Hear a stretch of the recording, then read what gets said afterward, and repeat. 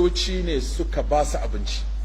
Wani ya rubuta wani kilif, malam gashi wani ya je kudu, ya je Maiduguri, yaran da aka kashe ya dauki guda 4,000 ya kai su kudu ya mai da su Kiristoci. Nace to da me kake so yayi? Ko ni na samu ayan Kiristoci guda 4,000 ba zan ɗebo su in mai da su musulmi ba? Aikin sa fa kenan ya mai da mutum Kirista, ni kuma aiki na in mai da mutum musulmi. Ya samu dama ni ban samu ba, to ya zan zarge shi? Nace kai nawa ka ɗebo? Kai nawa ka ɗebo? Masallacin ku nawa ya ɗiba? Unguwar ku nawa ta ɗiba? Na je Sokoto, akwai Jarman Sokoto, muka yi magana da shi, ya ce min malam zan ɗebo 150 wanda babansu ya mutu, babansu ta mutu, an cinye su a yaƙi, zan ɗebo 150, zan musu makaranta, zan musu gurin kwana, zan sa musu abinci, zan ɗauki nauyinsu har su gama university.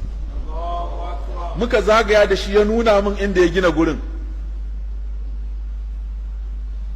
ya ce min sai an gayyace ka kaddamarwa. Yanzu muna nan muna rubutun sa hannu tsakanina da gwamnatin Maiduguri, adadin da za a bani.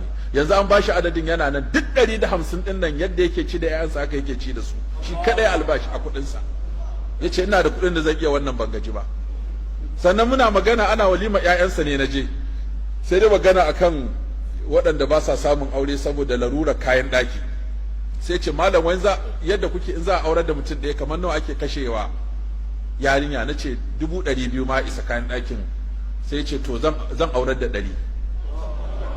Sai ce kan ma in faɗi maganar a samu tsawon lokaci, sai ce a ciro miliyan 20 a saka a cikin akawun ɗin da ya alkawari, gobe a kafa kwamiti. Ne wa Dr. Mansur magana, aka kafa kwamiti, sai da aka ɗaurar da mata 162 waɗanda duk ƙarƙashin wannan aka yi musu kayan ɗaki, aka yi musu kirinin na lafiya, aka ba su jari, aka yi musu kaza, aka aurar da su. Irin wannan muke so. Amma kana da kuɗi sai me? Kai ne na ɗaya kuɗi sai me? Kai ne na biya kuɗi sai me? Kai ne na uku a kuɗi to sai me? Kai ne mai katon gidan can, to me zai amfane mu?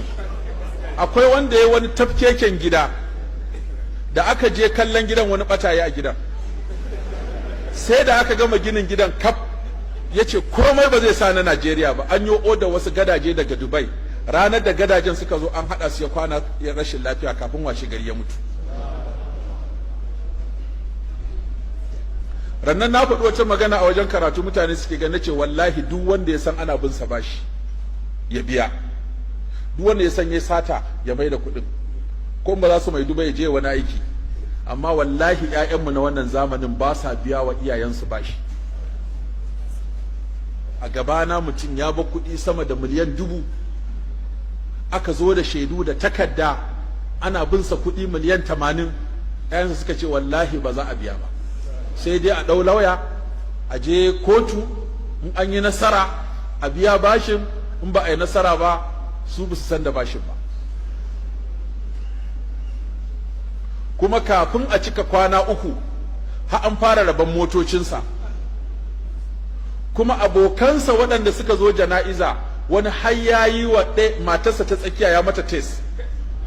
Ita ta turo min test, ta ce kaga malam abokinsa ne ya ga min test, wai da Allah na gama ta kaba da Allah masa magana.